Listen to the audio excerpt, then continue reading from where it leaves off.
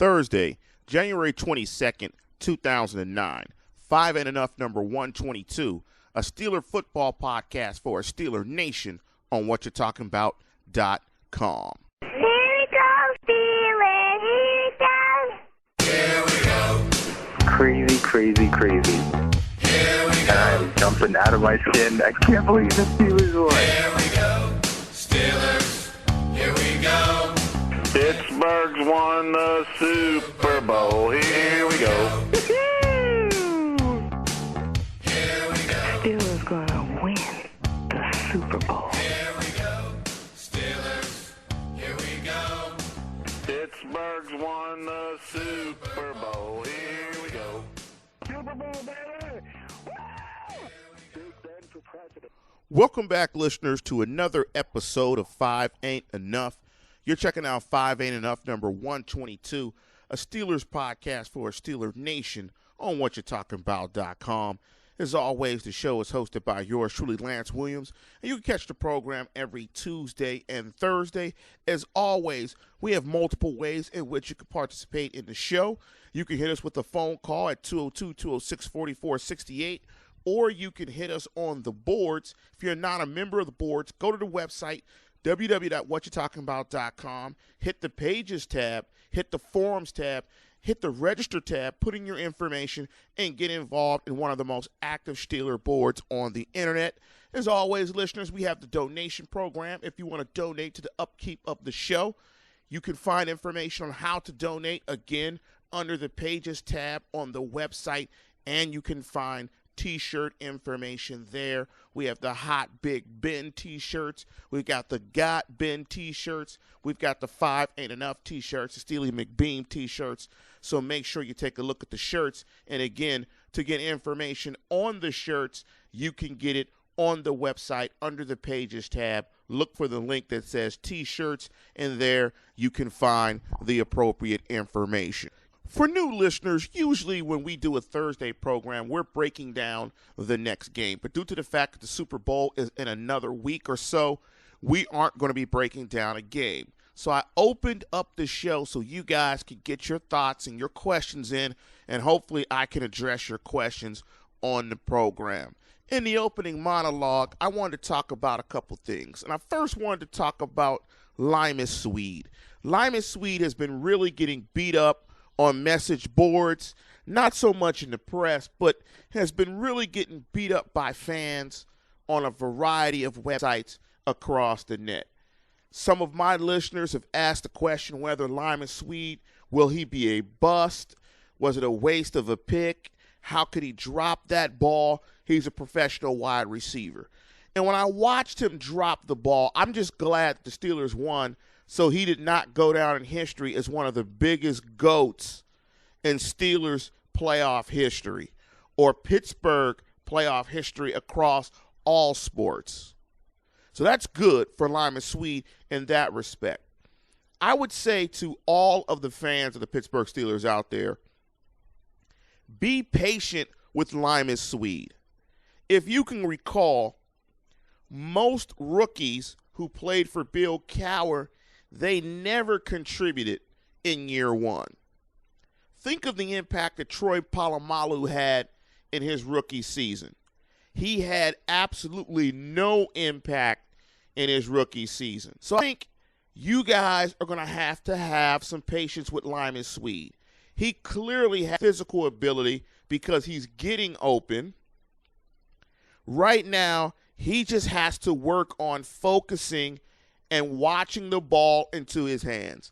And that's something that can be taught. But you can't teach 6'4", 4'4", 4'3" speed.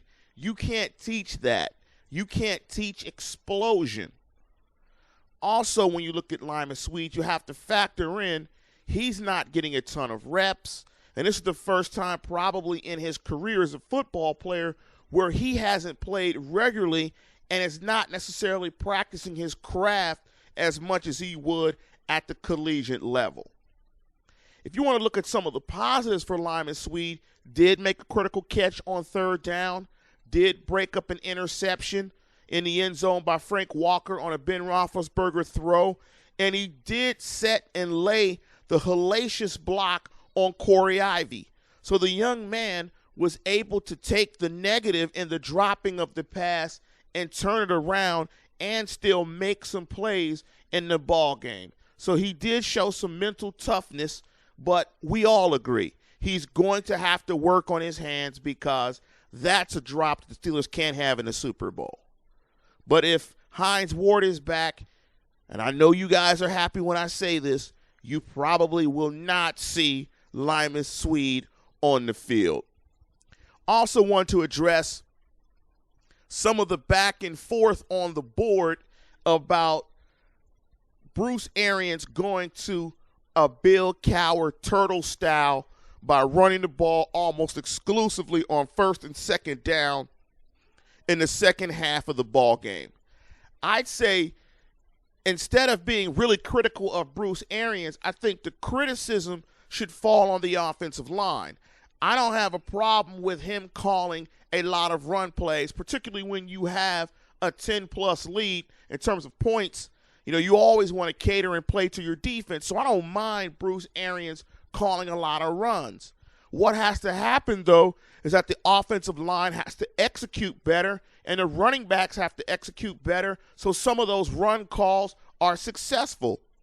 I would have much rather Bruce Arians call running plays than in a game continue to chuck the ball and put the ball in the air in harm's way against the Baltimore Ravens defense that's very known for its ball hawking. So I don't necessarily have a problem with how Arians was calling runs on first and second down. The point I had a problem with Bruce Arians in the game specifically was Bruce Arians not calling a running play on 3rd and 1. Had the Steelers got the first down in the fourth quarter on that play, the game's not even close. In fairness to Bruce Arians, you don't hear me say that often, I thought his utilization of the run set up the play action pass very well in the first half. There's evidenced by the fact that they were able to break Limas Sweed open off of play action because of them running the football in the first half. So I didn't have a problem so much with him calling the amount of runs. I had more of an issue with the execution, and I had a problem with him not calling a running play on that 3rd and 1.